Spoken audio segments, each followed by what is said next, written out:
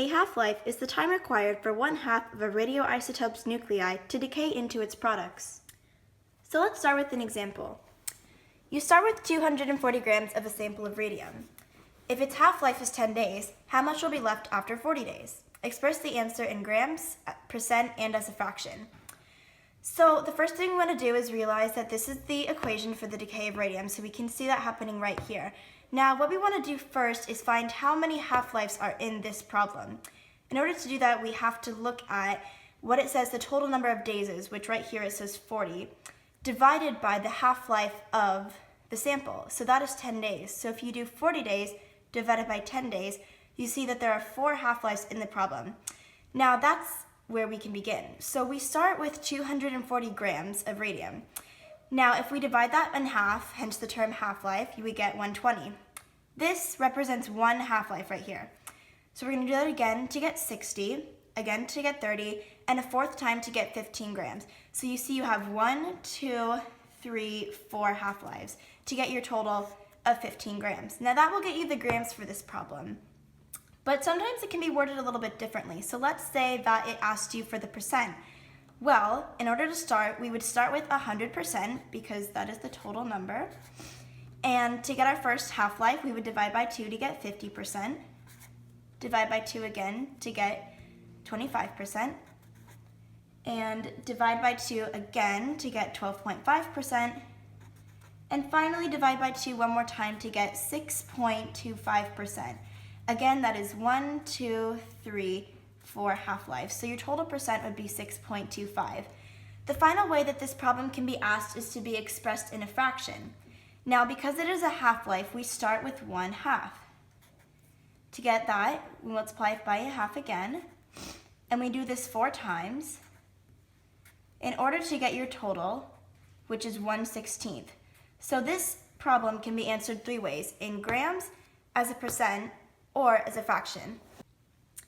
Okay, so let's look at a different type of problem. Example 2 says 120 grams of a sample of hydrogen decays, leaving 3.75 grams of the sample left. If the half-life is 9.6 years, how long did this take? Now, what makes this problem different from the first one is that there is not a total number of days for us to divide by to find out how many half-lives are in the problem. However, what we do know is that the sample is going from 120 grams to 3.75 grams. So we're going to start with our 120 grams, and we're just going to divide it by 2 as many times as we need to in order to get 3.75. So we start with 120 to get to 60, to 30, to 15, to 7.5, and finally to 3.75. Now, each arrow represents a half-life, so we have 1, 2, 3, 4, 5 half-lives. And the problem is asking how long this took. So now that we have how many half-lives and how much each half-life is worth, all we have to do is 9.6, which is what the half-life is worth, times 5, in order to get our total of 48 years, which would give us our answer. What if this problem was worded a little differently? Just like in example 1, not only can it ask for the number of grams, but it can also ask for it in percent or as a fraction. So let's say it said this sample decays, leaving 3.1% of the original amount. Well, the way we would go about this is quite simple. Similar to the first example, we would start at 100%, which would go down to 50, to 25, to 12.5, to 6.25, and finally to 3.125. Now this answer right here is close enough to 3.1%, so we know we're done. Now, same thing if it was a fraction.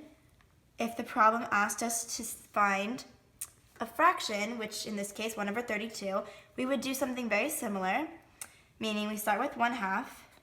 And this time, because we know the number of half-lives is easier, we know we are going to do this 5 times. But we would keep doing this, and we could guess and check if we needed to, in order until we finally get our answer as a fraction, 1/32. So let's look at one last example. You begin with 80 grams of thallium-207, but after 55 minutes, only 2.5 grams remains. What is the half-life of this decay process?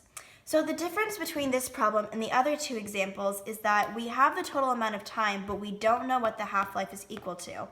So to go about doing this, the first thing we want to do is go from 80 grams to 2.5 grams. So we're going to see how many half-lives that takes. So we start at 80, which goes to 40, to 20,